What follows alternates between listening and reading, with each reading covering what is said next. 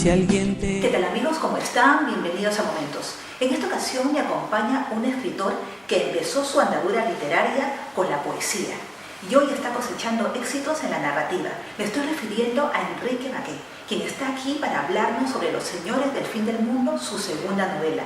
Gracias por aceptar la entrevista, Enrique. Gracias a vosotros por haberme invitado y por estar interesados en mi obra. Muchas gracias.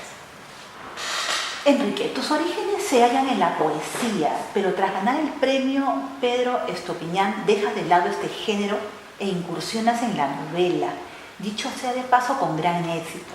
¿Por qué necesitabas cambiar de registro? Quizá porque la forma natural que tengo de expresar las cosas es mediante la forma dramática. La poesía me sirve, para profundizar en la expresión del lenguaje. Es decir, para mí es muy importante que la persona se meta en el relato. Se meta. Para eso tengo que darle un conjunto de impresiones táctiles, visuales, paisajísticas, en definitiva, un conjunto de impresiones que le hagan meterse en la historia, sumergirse en ella, verla. Y la poesía es muy útil porque con muy pocas palabras es capaz de sintetizar una sensación. Claro, es muy breve. Eso es. Admite ser un escritor tardío, que aunque te gusta escribir, priorizabas otras experiencias, pero siempre estuviste viajando para luego plasmar tus experiencias en historias. ¿Qué vivencias antepusiste a la escritura? Bueno, el conocer el mundo ha sido esencial para mí. Yo creo que no hubiera podido desarrollar la obra novelística sin conocer el mundo, porque en mis novelas, en todas hay un recorrido, hay un viaje, y ese viaje transforma al personaje. Por lo tanto, como el viajar le transforma también a uno. Claro, uno conoce a mucha gente, ¿no? Muchas culturas. Sí. También ha habido un aspecto funcional, ¿no? Y es que en la vida pues siempre hay cosas más urgentes, ¿no? Siempre hay cosas que hacer, siempre hay proyectos que desarrollar y la cuestión profesional también. Pero yo creo que la literatura surge de la experiencia. Por eso no hay niños prodigios en literatura. Entonces cada cual necesita un tipo de vivir, ¿no es cierto? Sí. Los colmillos del trópico, tu primera novela de aventuras, para ser más precisa, te trae grandes satisfacciones, pero es con Los Señores del Fin del Mundo con la que quedas finalista del primer premio Albert Llobet de novela. Logras sentar bien tus bases en el panorama literario. ¿Por qué el cambio de novela de aventuras a una de naturaleza histórica? Porque realmente para mí la clave está en qué es lo que quiero expresar, qué es lo que quiero transmitir. Luego la forma, el modelo, es secundario. Ahora mismo estoy escribiendo un thriller.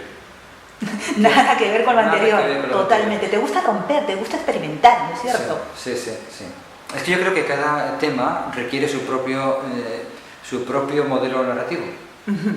Entonces, supongo que lo que aspiran todos los escritores es que la gente te siga por lo que tú haces y no porque estás suscrito a determinado género. Eso es lo que yo quisiera. Oye, lo estás consiguiendo, creo, bueno, ¿no? Poco a poco. Tras conocer el fallo del premio, tengo entendido que te aproximaste al jurado para conocer sus impresiones de manera que te pudieran servir para posibles correcciones. ¿Las hiciste o el manuscrito se publicó tal cual? No, lo modifiqué notablemente, sí. Lo que no se me puede explicar es cómo has podido averiguar esto. Pero sí, Investigando, sí, es rigurosamente cierto, sí. Hablé con cada uno del mismo de jurado y les dije, bueno, ¿qué les ha parecido y tal? Y cómo se puede mejorar. Y esto supuso una reducción de un 10% aproximadamente de texto. Y bueno, en una novela, como tú bien sabes, se va haciendo constantemente. Esto no se hace como una casa, ¿no? Sí. Pero el último hito así significativo, es decir, es una corrección que se han tocado, porque te cuento que un 10% son 40 y tantas páginas, ¿eh? Sí. Y eso fue como consecuencia de los comentarios que me hizo el jurado. ¿Estabas de acuerdo o te costó hacer esas correcciones? No, a mí no me cuesta nada. O sea, no te puedes imaginar lo abierto que estoy a las sugerencias. Por ejemplo, una semana antes, no exagero, Sí. de publicarla, en vez de poner un preludio, Sí. ponía prólogo. Claro. Y una chica que, bueno, asistió a la primera lectura, me dijo, ay, yo es que los prólogos nunca los leo. Y dije, pues ya tengo que poner prólogo. Las sugerencias más insignificantes, Ya. por las personas aparentemente más alejadas de la literatura, Sí. las considero con toda... Más valiosas, ¿no? Yo las considero todas. Para mí son todas las sugerencias son valiosas. Ya. Todas las estudio y evalúo. ¿Es verdad que no sabes decir con exactitud en qué momento surgió la idea para Los Señores del Fin del Mundo y que el proyecto original surgió hace más de 30 años? ¿En qué momento lo tienes claro y te lanzas a escribirlo? Bueno, además me parece asombroso que sepas esto, pero bueno, efectivamente, sí, hace 30 años, sí. A raíz de la lectura del Nombre de la Rosa, Sí. pues bueno, se me ocurrió escribir una historia. Hay un aspecto del Nombre de la Rosa que es el aspecto, digamos, por así decirlo, de los miserables, ¿no? De la gente que está fuera del sistema completamente y de los pobres realmente pobres, ¿no? Sí. Y entonces se me ocurrió escribir una historia en la cual hay un conflicto en Calatrava, porque me impresiona mucho el entorno de Calatrava, el castillo convento, es una zona impresionante, es una zona que hay que ver. Y yo la quise situar ahí. Entonces, bueno, la idea era que había un predicador que predicaba una especie de antievangelio. Y bueno, pues esto causaba conflictos en la zona y al final acababa trágicamente. Esa es la idea inicial. Ya. Pero luego fue evolucionando. Yo ya quería que saliera de Calatrava, que fuera por Europa, y entonces, bueno, ya había que hacer otro tipo de novela. Y entonces, también en esa época, como consecuencia de que la editorial Almuzara está un poco orientada a rescatar la cultura andalusí, pues acabamos con ello. Bueno, ¿y por qué no enfocar desde el punto de vista de un médico que aparecía en la versión original, por así decirlo, y que de alguna forma traslade la medicina andalusí tan rica y tan importante para el mundo occidental, también, sí, no solamente para todo el mundo? Y bueno, y ahí empezó. Y como una novela, como tú bien sabes, cuando empieza es como un niño, ¿no? Que no sabe mucho de qué va a ser. Es de verdad, va evolucionando en el camino. ¿Qué has querido contar apoyándote en la dupla discípulo-maestro representada por un médico musulmán, como bien has dicho, y su joven ayudante a finales de la Edad Media? ¿Cuál era tu propósito? Bueno, el propósito era que el joven quiere en todo momento interpretar el mundo. Una forma es tener pues 1000 páginas de experiencia, sí, pero eso sería un poco difícil de mantener la atención, aunque no es imposible, pero es muy difícil. Entonces, una de las formas es que esa experiencia la cogiera a través de digamos, de las explicaciones, del condensado de experiencia que ya tiene su maestro. Sí. De esta manera conseguimos que adquiera una visión del mundo mucho más rápida. ¿Por qué era necesario crear una historia ambientada en el medioevo? ¿Qué faltaba ampliar o dejar en claro de aquella época? ¿Qué querías resaltar? Lo que se pretende es que se dé cuenta de que están en una época, en fin, de una edad. Y yo me preguntaba, ¿qué pasa con las personas cuando cambian una edad? No una época, sino una edad, que es un cambio muy fuerte en la tectónica de la historia. Porque las personas tienen que cambiar de punto de vista, pero también tienen que conservar cierta parte de su ser. ¿Qué adopta uno como válido? Por ejemplo, a este tiempo que estamos, ¿no? Que yo creo que yo llamaría época posmoderna, ¿no? Las ideas de la edad moderna, a mi entender, son zombies andantes, tal como yo lo veo. Sí. Yo veo de manera completamente distinta la historia, pero la época posmoderna, ¿a dónde nos lleva? Hemos pasado un periodo que estaba muy claro, ¿no? La Revolución Francesa, el progreso, el desarrollo para el resto del mundo de las ideas de la Revolución, y eso en cierto sentido tiene la continuación que la Revolución Rusa. Acaba la Revolución Rusa, cae el muro de Berlín, a mi entender acaba esa época de la historia, a mi entender acaba la Edad Moderna. Ahora empezamos en una época posmoderna. ¿Y qué perfiles tiene? No lo sabemos. O sea, tenemos estas ideas, pero yo veo que las ideas de la modernidad, a mi entender, son zombies andantes. A mi entender, son ideas zombies. Y cuanto antes se despoje uno de ellas, Cuanto antes uno vea que el mundo viene por otros perfiles y no quiera prolongar el pasado como una mera forma de mantener un sistema de valores que para uno es caro, es querido, pero no te permite ese proceso adaptativo que te va a situar en el nuevo mundo de manera eficaz. Eficaz simplemente para que tú desarrolles tus proyectos, para que tú desarrolles tu vida. Es como yo lo veo. Una reflexión muy interesante. Tu personaje, el médico Human Ibn Nasr, está inspirado en Averroes. ¿Cuán semejantes y opuestos son el de la ficción y el de la vida real, de lo que tú has estudiado e investigado? Sí, bueno, quizá Averroes tiene un componente, no, sin duda. Este hombre de ficción que yo he creado tiene un componente intelectual, pero no es esencialmente un intelectual. Ya. En él la ambición es quizá la ambición de ser es quizá su característica principal. Averroes también tenía esa ambición, pero el componente intelectual es para él mucho más hondo. Esa sería quizá la clave, ¿no?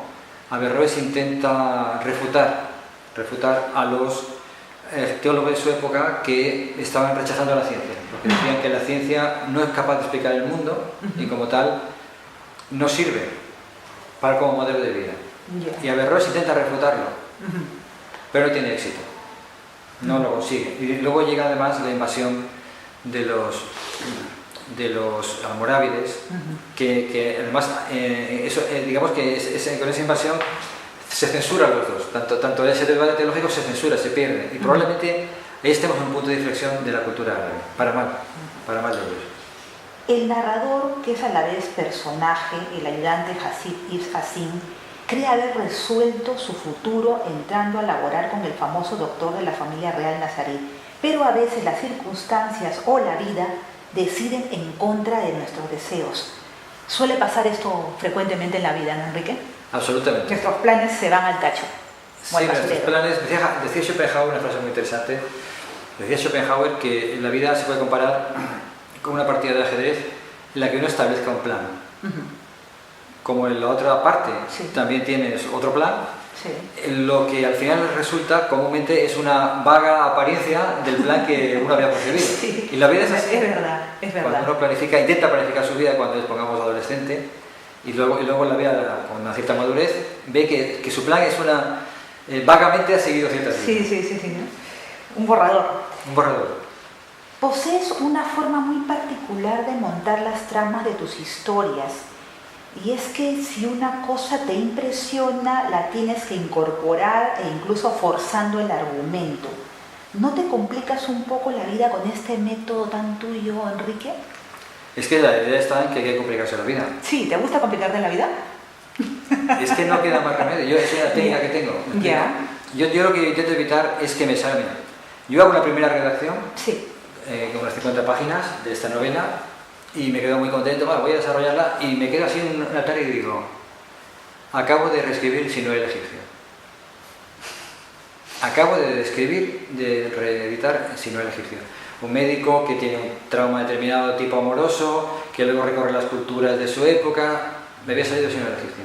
¿Por qué? Porque la mente tiende al mínimo esfuerzo. A lo mejor no lo hubiera notado nadie, o lo hubiera notado muy pocas personas. Pero yo lo noté enseguida. Entonces, la técnica que yo tengo para evitar entrar en el tópico es que cuando surge un tema que por lo que sea me impacta, tengo que meter la trama por ahí. En la vida no nos empuja a menudo donde menos te imaginas, pues es una técnica para empujar a los personajes donde yo ni siquiera soy capaz de imaginarme. Es una técnica. Bien, válida. Algunos críticos manifiestan que incursionas en el terreno de la novela histórica aportando una bocanada de aire fresco con tu manera de abordar la trama y desarrollarla. Has mostrado algo diferente teniendo en cuenta la cantidad de cultores de este género en la actualidad. ¿Te parece eso? ¿Estás de acuerdo con estas posiciones, estas críticas? Es posible. Es que la verdad es que yo tampoco presumo de conocer la novela histórica, porque ya ves que salto de un género a otro, no conozco todos los géneros. Yo creo que quizá lo que se puede aportar como nuevo es que hay un trasfondo filosófico muy fuerte. Ya. Es decir, casi diría que en ese sentido es una novela filosófica. Lo que ocurre es que yo procuro que haya como un canal por el cual el lector, que no quiere más que entretenerse, pueda transitar sin aburrirse. De manera que la persona que quiere buscarle algún intríngulis, dentro de un entretenimiento, encuentra algo más. Entonces digamos, mi preocupación es las dos cosas, transmitir una idea, porque el origen de la novela es transmitir una idea, pero que sea interesante. De hecho, esta novela empezó escrita desde el punto de vista del médico, y a las 200 páginas me di cuenta de que no era capaz yo de transmitir emociones a través de él. No eficazmente. Entonces empecé a escribir de nuevo desde el punto de vista del delirante. Pero cuando tú escribes desde el punto de vista de otro personaje, no es solamente decir lo mismo, pero en vez de tú pon aquel, no es así. El personaje nuevo ya no ve lo mismo que el otro, ni tiene las mismas sensaciones que el otro. Claro, es otra óptica, otra persona. Y además se apodera de la novela. Sí. Él se apodera de la novela. Con lo cual, el cambio es muy fuerte. Tengo entendido que pasaste mucho tiempo documentándote en el Instituto del Mundo Árabe y que además sueles recorrer los lugares que son escenario de tus historias. ¿Cómo manejaste la imaginación en este caso? Claro, cuando una cosa la he visto, utilizo las técnicas de descripción. Que bueno, ya desde niño ya me decían en el colegio que tenía una cierta habilidad para la descripción, para la descripción, digamos, impresionista. Eso me lo decían ya de adolescente y procuro nunca perder esa opción. Y cuando no he estado en el sitio, porque todavía no he estado, pero casi todo, pero todo no. Entonces me baso en vídeos o me baso en imágenes, y una cosa que me baso mucho es en grabados y pinturas. Me gusta ver pinturas que representan esto, más que la realidad. Ya. Porque la pintura ya es una interpretación artística de la realidad. La pintura... ¿Pero eso es parte de tu personalidad o de tu metodología? Eso es método, sí. A mí me gusta mucho la pintura, ¿no? Pero es un método. Es un método. Prefiero ver, es más inspirador y más emocionante ver un cuadro o un grabado que ver una fotografía. Para mí, por lo menos. Entonces, para mí es más fácil describir de una forma emotiva viendo un cuadro que viendo, por ejemplo, la entrada a un mercado persa está sacado de un grabado. Entonces yo describo el grabado. Y me parece un grabado muy rico, ¿no? Muy sustancioso. Asimismo, contaste con la colaboración de Javier Durán y de la Revista Española de Estudios Medievales. Y no solo eso, seguiste cursos de sufismo y practicaste esgrima con espadas medievales. Eres sumamente meticuloso en tu trabajo literario, definitivamente, Enrique. Sí, yo creo que yo tengo que describirlo. Y a ver, hay una cosa que tesoro, que es los detalles. Los detalles. O sea, para que una persona encuentre interés y sobre todo para que se meta en la historia hay que contar detalles que uno no puede saber por sentido común, que no los ha visto por la tele. Entonces yo procuro hacer lo mismo que hacen ellos. Seguí un curso de sufismo en Barcelona, intermitente, pero lo seguí. Fui a conferencia de sufismo y bueno, sí, efectivamente en el castillo de Segura, practiqué esgrima con espada medieval.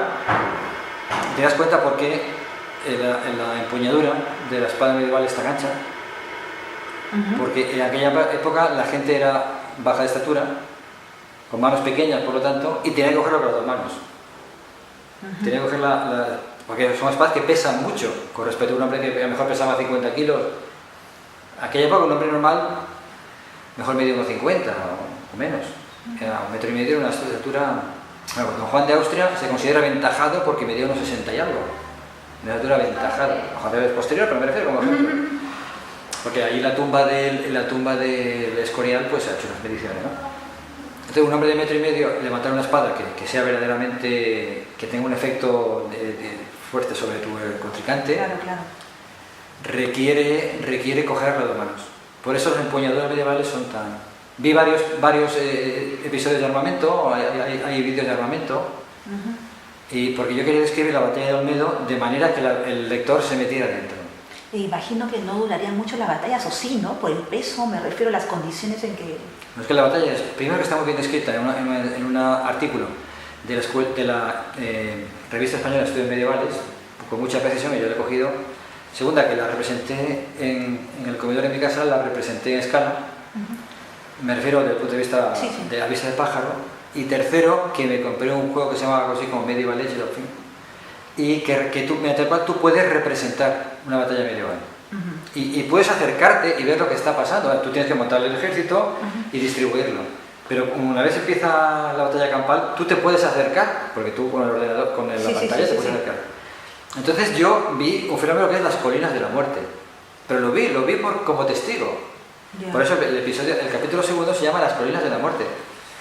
Yo vi que en el juego la primera línea de caballería, cuando chocaba contra los peones, por así decirlo, contra los que estaban a pie de obra esperando, muchos caballos lógicamente caían. Cuando llegaba la segunda línea no podía franquear a la primera porque no les daba espacio. Entonces intentaba saltar por encima y a menudo caían encima. Entonces ahí se formaba una colina y comúnmente el de abajo estaba muerto. Caballos, personas, se formaba una colina entonces se formaba una pequeña colina. Entonces yo vi que se formaba, lo vi en el vídeo, en el videojuego. Y entonces ideé la idea de las colinas de la muerte. Él va buscando a los muertos. ¿Dónde están? En las colinas de la muerte. Entonces lo va buscando. Qué increíble. ¿Quiénes son exactamente los señores del fin del mundo? ¿Tendremos otros señores del fin del mundo? ¿Los han habido y no nos hemos dado cuenta, Enrique? Yo creo que los hombres y mujeres, porque hay que tener en cuenta que está aquí la reina Isabel de Castilla, que él se da cuenta de que es una persona de este calibre. A ver, alguien tiene que dar los perfiles de la época. Y esas son voluntades muy poderosas. Y esas voluntades no tienen que ver ni con la clase social, ni con la cultura. Es un don que tienen algunas personas, que es el don de imponer su voluntad a su época. Y bueno, pues en cada época surge un conjunto de personas que imponen esa voluntad y dan los perfiles del mundo y de su época. Este Hasib, como ve, por ejemplo, al Marqués de Santillana, como ve al Megadux de Constantinopla, como ve pues, al Argab de Egipto, o sea, ve a los hombres y mujeres, insisto, que tienen ese poder para formar su época, ¿no? para dar los perfiles. Y entonces él concluye que esas personas son las que van a mandar. Ese tipo de personas son las que van a mandar siempre. Que no importa la época. Has dicho que tu visión de la vida no es amable y que el mundo es un lugar donde vivimos engañándonos los unos a los otros, donde se fabrican ilusiones útiles solo para los que saben usar la vida. ¿Quiénes son estos? ¿Quiénes saben usar la vida, Enrique? Nosotros necesitamos soñar constantemente. La ilusión, como se me indica, es concebir una vida que no sea más grata, más elevada, más llevadera. A mi entender, esta crisis y sobre todo este cambio de época, lo que está generando es que probablemente, digamos, la época de la que venimos, para poder mantener este sistema en el que estamos, necesita generar ilusiones constantemente. Pero es que yo lo que veo es que la necesidad de soñar y la fabricación de ilusiones es casi una industria. Veo digamos que cada vez se elaboran más ilusiones y cada vez las personas viven más de ilusiones. Parece como si el realismo nos fuera ingrato, como si huyéramos de él. Yo noto quiero notar una huida de la realidad. Probablemente eso ocurra cuando uno no ve futuro, cuando el futuro lo ve cerrado o lo ve muy difícil, empieza a elaborar teorías. Y el problema es que hay personas que hacen su beneficio, en el sentido amplio de la palabra, generando ese tipo de ilusiones. Es decir, pastoreando nuestra vida basándose en nuestra necesidad de soñar. Y esa es mi tercera novela. Sí, ya nos estás adelantando algo de lo otro. Tampoco crees en el progreso. Sonríes cuando escuchas hablar de progreso social o moral, aunque solo crees en el progreso espiritual. ¿Cómo llega a esa conclusión un doctorado en químicas? Yo cuando era joven quería el progreso. Ya. Y era más feliz. Era para más feliz. Pero cuando con los años vas interpretando el mundo en el que vives, y me temo que el progreso es una ilusión. Quizá en su tiempo fue algo más que una ilusión, pero ahora desde luego no es más que una ilusión. El progreso es una ilusión. ¿Por qué es una ilusión? A ver, yo no puedo creer, después de las guerras mundiales, y casi 3, porque la Guerra Fría estuvo aquello, no puedo creer que se pueda hablar de progreso moral. Cógete la Edad Media, de la que... Sí. En la Edad Media, fíjate, en el siglo XII ya hay crónicas, que si no recuerdo mal, de la toma de Tarifa por los cristianos, o el asedio, no sé, creo que fue toma, de que los árabes estaban utilizando un cilindro enorme del que salía un proyectil que hacía un ruido horrible y que si pillaba a un cristiano en el camino lo partía por la mitad. Es decir, la pólvora. Ya. En el siglo XII. Y la pólvora no se hace un instrumento, digamos, de táctico para verdaderamente importante en las batallas, por lo menos hasta el siglo XV. Es decir, ahí transcurren 4 siglos que un arma como esta, el mundo no la desarrolla. ¿Por qué? Porque como dice Ortega en la meditación de la técnica, cada civilización desarrolla una tecnología en función de su sistema de valores. Ya. Como la pólvora va en contra de la idea medieval caballeresca, ¿cómo vas a matar tú a una persona de aquí a... Es una cobardía esto. De aquí a 500 metros, es una cobardía. Las flechas todavía se admiten. Le ves la cara al que vas a matar. Pero eso de disparar anónimamente, que cualquiera pueda matar, es una cosa, una aberración. Tarda 4 siglos. Se descubre la energía nuclear, se descubre la teoría de la relatividad, 20 años después ya hay una bomba en Hiroshima y otra en Nagasaki. Es decir, no tenemos ni siquiera esa contención medieval de decir, esto es un arma horrible. Por ejemplo, de aquí también parece la novela, ¿no? Sí. Le dice, vamos a asaltar la ciudad de Olmedo. Vamos a utilizar artillería. Y el rey dice, no, porque vamos a destrozar la ciudad. Es decir, hay que ponerle contención a nuestro ímpetu. Se descubre la energía nuclear y a los 15 años se bombardean 2 ciudades indefensas. ¿Hay progreso moral? Yo no digo que seamos peores que la Edad Media, digo que no hay progreso. Lo siento, no puedo creer en una cosa que no veo. Y mucho me temo que sus hijos no van a creer tampoco en él, porque es que no va a poder creer en algo que no les afecta. Ellos saben que va a vivir peor que nosotros. ¿Cómo va a creer en eso? Perdón, y al cabo, el progreso tecnológico, el que ahora esta cámara sea muy buena y dentro de 10 años sea mejor, el progreso tecnológico no lo discuto. El progreso técnico y científico no lo discuto, porque eso surge de una manera inmanente de la curiosidad del hombre y su capacidad y su deseo de controlar el mundo. Eso no lo discuto. Pero eso que se llama progreso moral o progreso social, lo siento, no lo veo. ¿Y ese progreso espiritual del cual hablas? Es una experiencia personal que me temo que no se puede transmitir a los demás. Yo creo que el materialismo ha llegado a un tal extremo que la persona se está desenfocando. Es decir, bueno, ahora tenemos un coche cada uno, luego tenemos que ir todos a Nueva York, luego queremos ir todos a la luna. Es decir, el materialismo, el consumismo, esto llega a un momento que a la persona la colmata, y cuando llega un momento que no puede avanzar más. Entonces la persona tiene que empezar a mirar a su interior. Yo creo que hay las religiones, que es una cosa típicamente postmoderna, ¿no? Creo que las religiones y las formas de espiritualidad creo que van a regresar para cubrir ese hueco, desde mi punto de vista. Nos dejas mucha tarea pendiente, mucho para reflexionar, Enrique. Muchas gracias por tu tiempo, por aceptar esta entrevista. Gracias a vosotros por vuestro interés y por los detalles que habéis conseguido, no sé dónde. Muchas gracias. Muchas gracias. Eso fue todo por hoy, amigos. Gracias por estar ahí. Soy Elga Reategui. Si quieren acceder a más entrevistas, pueden entrar a mi blog, elgareategui.blogspot.com.es. Nos vemos.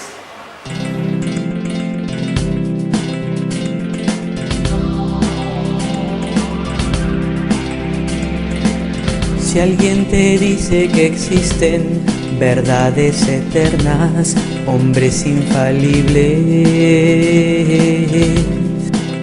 No le creas, no le creas, no le creas. O que tu vida es escrita sobre algunas cartas o allá en las estrellas.